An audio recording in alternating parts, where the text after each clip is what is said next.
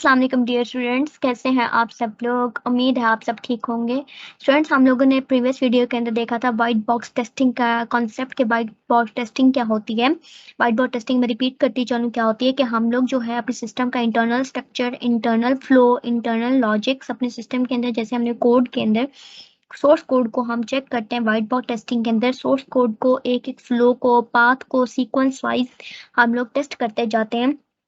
उसके अंदर से हमें एरर्स को और डिफेक्ट्स को हमने क्या करना होता है, डिटेक्ट करना होता है, आइडेंटिफाई करना होता है। ठीक है, white box testing, black box testing, दोनों टेक्निक्स का टेस्टिंग का एक ही मकसद है कि हमने एरर्स को, डिफेक्ट्स को आइडेंटिफाई कर सकें, डिस्कवर कर सकें।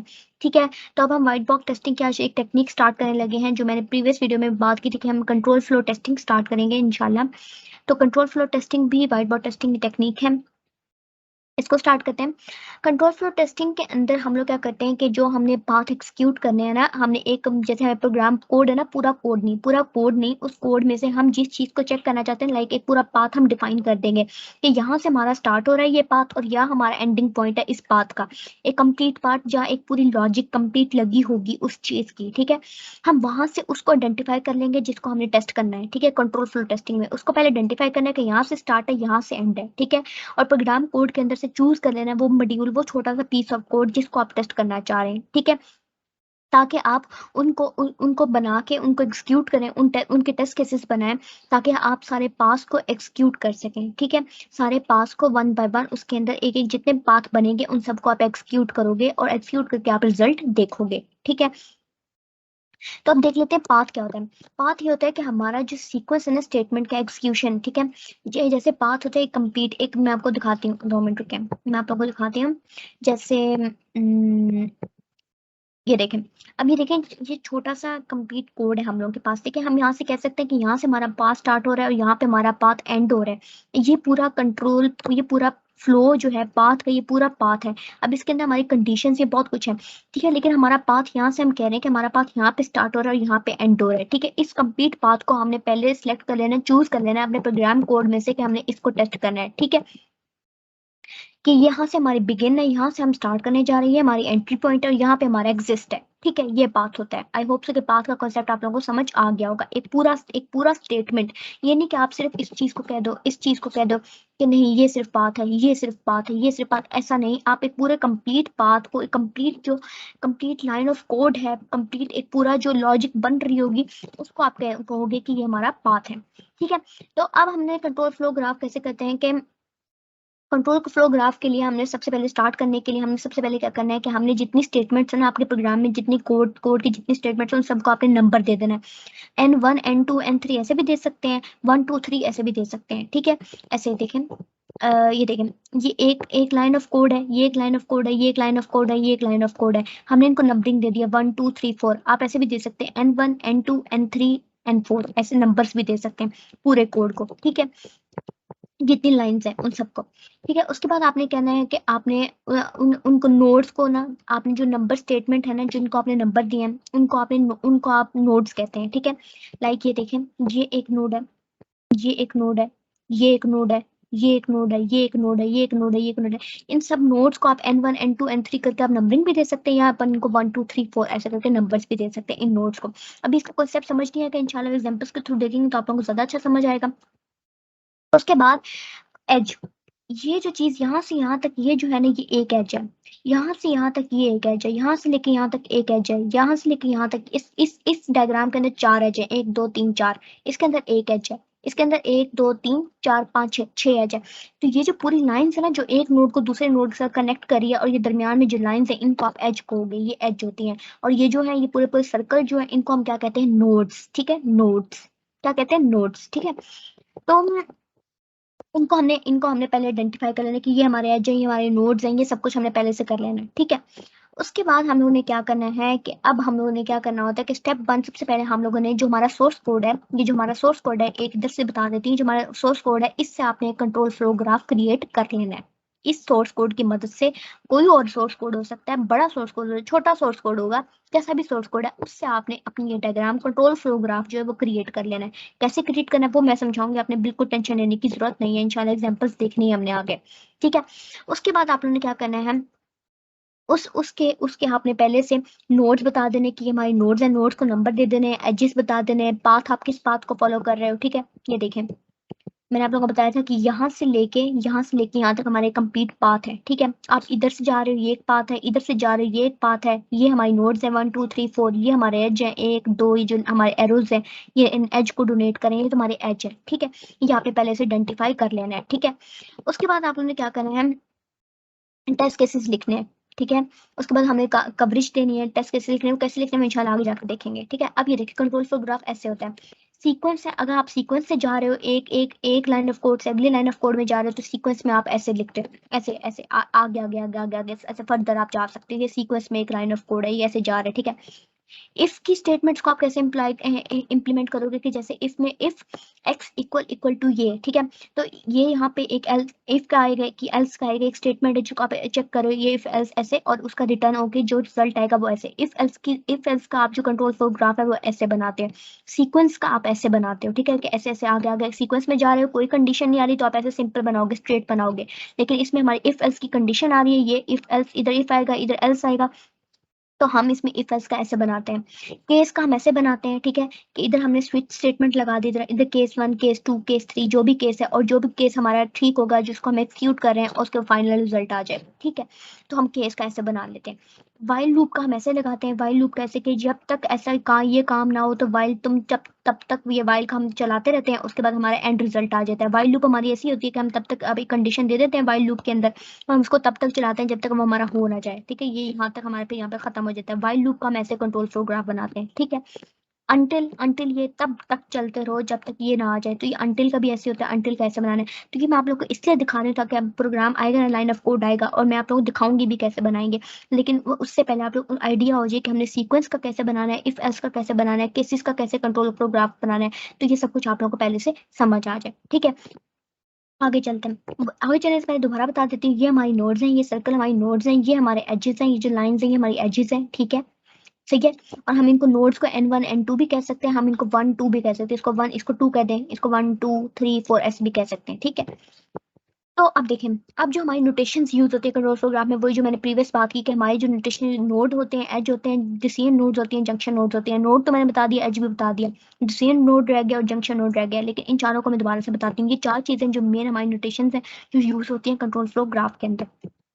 अब देखें, नोड हमारा होता है कि नोड एक जो रिप्रेजेंट कर रहा है ए प्रोग्राम स्टेटमेंट जो है ना, अब स्टेटमेंट उस पाथ के अंदर कितनी स्टेटमेंट्स हो सकती हैं। लाइक एक हमारा कंप्लीट पाथ है 1 से लेकर 10 तक हमारी लाइन ऑफ कोड्स है, ठीक है, 1 से लेकर 10 तक हमारे कोड है, ठीक है, 1 से लेकर 10 तक, ठीक है, 10 लाइंस का हमारा कोड है, ठीक है। तो 1 से लेकर 10 तक तो हमारा पाथ हो गया, 1 से लेकर 10 तक एक कंप्लीट हमारा पाथ है। लेकिन 1 जो पहली लाइन है, जो दूसरी लाइन है, जो तीसरी लाइन है, वो हमारी प्रोग्राम स्टेटमेंट्स हैं, जो 1 2 3 4 इस तरीके से।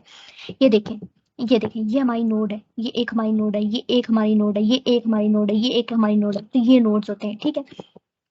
अब आ जाते हैं एज पे। एज होता है n1 से n2 तक जो हमारा फ्लो जाता है, n1 से n2 तक जो फ्लो जा रहा है, n1 से n3 फ्लो जा रहा है, n2 से n4 पे फ्लो जा रहा है, n3 से n4 पे फ्लो जा रहा है, 2 से 4 जा रहा है, 3 1 से 2, आप 2 1 से 3 कर लो, n1 से n2 कर लो। n इसलिए लगाते हैं कि n नोड से बनता है, n1 के नोड 1, n2 या नोड 2।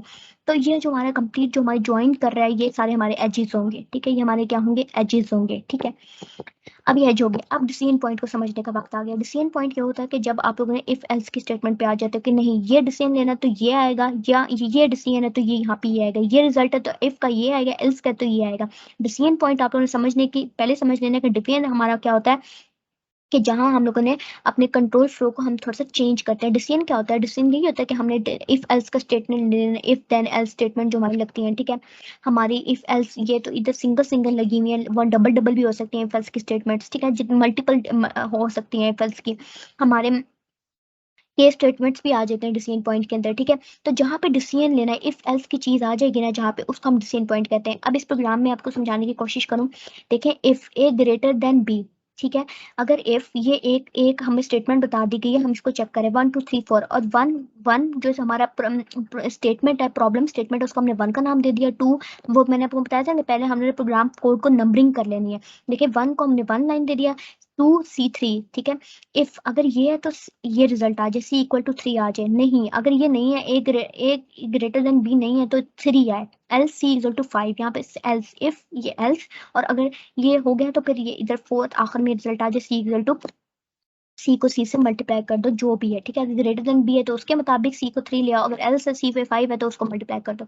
तो ऐसे प्रोग्राम स्टेटमेंट को आप लिखते हो। अब देखो यहाँ पे डिसीजन आ गया था कि यहाँ पे हमने पहले डिसीजन लिख दिया कि if A greater than B, ठीक है। यहाँ पे इफ एल्स आ गई थी, यहाँ पे एल्स आ गई थी, इफ और एल्स दोनों डिसीजन पॉइंट आ गया। यहाँ पे हमने डिसीजन लेना है कि ये है तो फिर ये होगा, और ये हो तो फिर ये होगा, इस तरह का रिजल्ट आएगा। तो इस तरह का डिसीजन पॉइंट को आप लोग, एक डिसीजन पॉइंट एक आएगा, ठीक है, उसको आपने डिसीजन पॉइंट कहना है, ठीक है। ये भी नोटेशन है कंट्रोल फ्लो ग्राफ के अंदर, ये जो मैंने इधर मेंशन किया है, देखिए डिसीजन नोड, ठीक है। इसको आप डिसीजन नोड कहोगे, ठीक है। यहाँ पे आप लोग डिसीजन ले रहे हो, ठीक है, इसको आप डिसीजन नोड कहोगे, ठीक है। अब ये कोड कैसे लिखा है सब कुछ हमने इंशाल्लाह आगे एग्जांपल्स में भी देखनी है और समझाऊंगी मैं। अब हमारा आ जाता है जंक्शन पॉइंट, ठीक है। जंक्शन पॉइंट क्या होता है, ठीक है, ज्वाइन जंक्शन पॉइंट ये होता है कि जहाँ पे हमारा जो कंट्रोल फ्लो है ना, जो हमारे ज्वाइन टुगेदर, वहाँ जो हमारे ज्वाइन होते हैं, देखें। अब ये देखें, जहाँ से भी एक हमारी नोड आ रही है और यहाँ से भी एक हमारी नोड आ रही है, ये दोनों कंट्रोल फ्लो अपने अपने हैं, अलग अलग है। ये N0 की नोड है, ये N1 की नोड है, लेकिन वो मिल जाके रही है N2 पे, ठीक है। तो ये हमारी होती है जंक्शन नोड। जब हमारी कंट्रोल फ्लो जो होते हैं, जब हमारे कंट्रोल फ्लो, ये एक कंट्रोल फ्लो है और ये हमारे कंट्रोल फ्लो है, ये दोनों कंट्रोल फ्लो जब एक पॉइंट पे जाके मिलते हैं, ज्वाइन टुगेदर होते हैं, तो हम उसको कहते हैं जंक्शन पॉइंट। जहाँ दो पॉइंट्स जाके एक पॉइंट पे मिलेंगे तो उसको हम कहेंगे जंक्शन पॉइंट, ठीक है। क्या होंगे जंक्शन पॉइंट। यहाँ पे डिसीजन पॉइंट में ये था कि इफ एल्स था, कि जहाँ पे हमारा डिसीजन नोड आएगा, इफ एल्स की बात आ जाएगी, जिस कोड में इफ एल्स की बात आ जाएगी, केस स्टेटमेंट आ जाएगा, उसको हम डिसीजन पॉइंट कहेंगे। यहाँ पे हमारी बात हो रही है कि जहाँ पे हमारे दो कंट्रोल फ्लोज आपस में आके एक ज्वाइन करेंगे, ठीक है, दो स्टेटमेंट्स आपे ये भी एक स्टेटमेंट है और ये भी एक स्टेटमेंट है, जब जो दोनों स्टेटमेंट्स आके एक लाइन पे ज्वाइन करेंगे उनको हम कहते हैं जंक्शन पॉइंट, ठीक है। हम तो ये था कॉन्सेप्ट कंट्रोल फ्लो ग्राफ का। इसके अंदर कौन कौन सी नोटेशंस यूज होती हैं वो मैंने आप लोगों को समझा दी हैं। इस कोड को भी थोड़ा सा समझा देते हैं। देखें N0 पे हम लोगों ने, देखें अब ये लाइन ऑफ कोड है हम लोगों का, ठीक है, ये हमारा लाइन ऑफ कोड है। If x less than y, if x less than y, N0 पे हमने डिफाइन कर दिया कि अगर x लेस देन y है तो y इक्वल टू 0 और x इक्वल टू x+1 ये वाला काम हो जाए, ठीक है।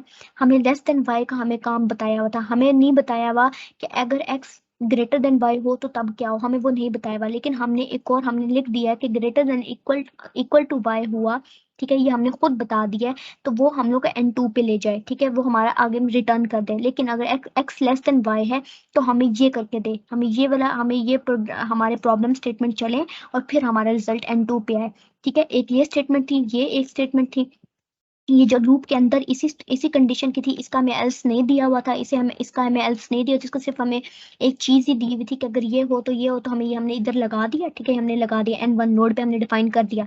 लेकिन हम लोगों को ये एक एल्स वाली स्टेटमेंट नहीं दी हुई थी, तो हमने एल्स वाला खुद लिख दिया कि एक लेस देन है तो एक हमने ग्रेटर देन का खुद दे दिया कि अगर ग्रेटर देन वाई हुआ तो N2। इस तरह से हम लोगों के पास दोनों कंट्रोल फ्लोस एक पॉइंट पे जाके ज्वाइन हो जाए, ठीक है। तो इसको हम आगे सैंपल से भी समझेंगे, इंशाल्लाह आप लोग को समझ आ जाएगी।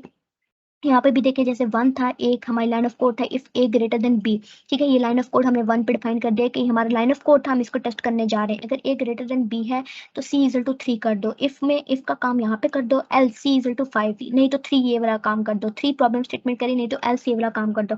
हम इफ एल्स दोनों एक नोड पे नहीं लगा सकते, इफ अलग प्रॉब्लम स्टेटमेंट है, एल्स अलग प्रॉब्लम स्टेटमेंट है, दोनों की अलग अलग जाएंगी, ठीक है। और लेकिन आखिर में जो रिजल्ट आए वो, अगर इस ये वाला पाथ चले तो इसका रिजल्ट ये आएगा, इधर 4 डिफरेंट आएगा, और अगर ये वाला एग्जीक्यूट हुआ तो इसका भी डिफरेंट रिजल्ट आएगा, क्योंकि इधर हमारे पास C3 भी और C5 भी है, ठीक है, सेम नहीं है। तो प्रॉब्लम स्टेटमेंट को एक एक नोड के अंदर डिफाइन करना है, ये नहीं कि आप, हाँ, एक प्रॉब्लम स्टेटमेंट के अंदर ही इस वन को ही लिख के आप लोग इसे चारों के चारों इसी के अंदर डाल दो कि नहीं जी वन पूरा कंप्लीट, ऐसे नहीं, पूरे पूरे एक डिफाइन करके आपने पूरा एक कंट्रोल फ्लो ग्राफ बनाना है, ठीक है। आई होप से कंट्रोल फ्लो ग्राफ का कंसेप्ट क्लियर हो गया होगा। लेकिन अगर कुछ भी क्लियर नहीं हुआ तो आप लोगों ने टेंशन नहीं लेनी, इंशाल्लाह आगे एग्जांपल्स आएंगे, एग्जांपल के साथ ज़्यादा बेहतर समझ आएगा। तो आप लोगों ने मेरे साथ रहना है, और वही आखिर में रिक्वेस्ट, हमें लाइक, सब्सक्राइब और कमेंट करना नहीं भूलना। मुझे अपनी दुआओं में याद रखना है। अपना बहुत हिस्सा ख्याल रखें। अल्लाह हाफिज़।